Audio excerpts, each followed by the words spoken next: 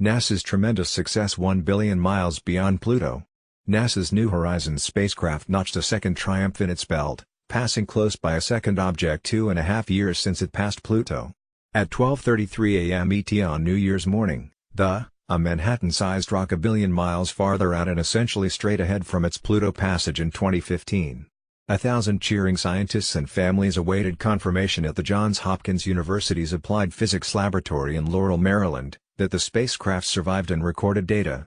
Though the closest point of the flyby, only 2,200 miles above Ultima Thule's surface, occurred just after midnight, the spacecraft was pointed at the object for a few more hours with its antenna, rigidly locked to the spacecraft body, pointing away from Earth.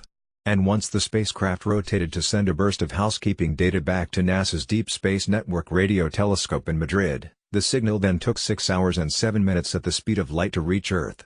Comparing that travel time with the 8 minutes it takes light from the Sun to reach Earth or the slightly over 1 second that it takes light from the Moon to reach Earth shows how far away the encounter with Ultima Thule was.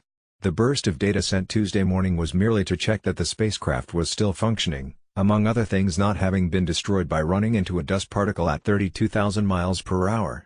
The audience at Jewel cheered as they watched the control room on a video feed as system after system reported green, meaning success. And one signal showed that the solid-state recorder's computer memory was full, indicating that the spacecraft took its quota of data.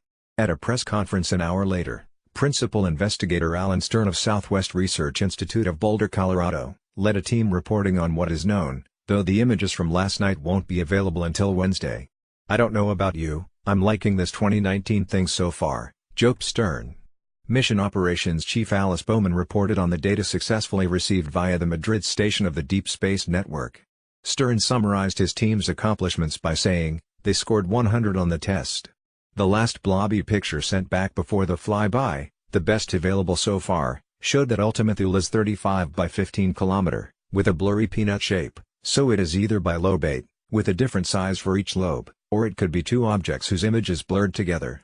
As project scientist Hal Weaver of Jewel described, the series of images taken showed it's rotating in the manner of a propeller, in which we see the same side throughout rather than seeing a periodic change in brightness over time. At present, both a 15-hour period and a 30-hour period fit the blurry observations that they have seen. The next images will reveal the actual situation. The object Ultima Thule, the nickname for 2014 MU-69, was discovered by Mark Bui of Southwest Research Institute in 2014. In an extraordinary search among millions of stars imaged for the purpose with the Hubble Space Telescope. The position was refined by a series of so-called stellar occultations, as the object passed in front of a distant star as viewed by NASA-sponsored expeditions to Argentina, South Africa, and Senegal.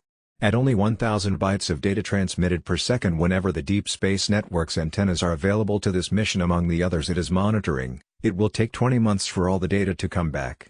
The highest resolution images won't be received on Earth until February, but this week's data is expected to reveal the basic structure of Ultima.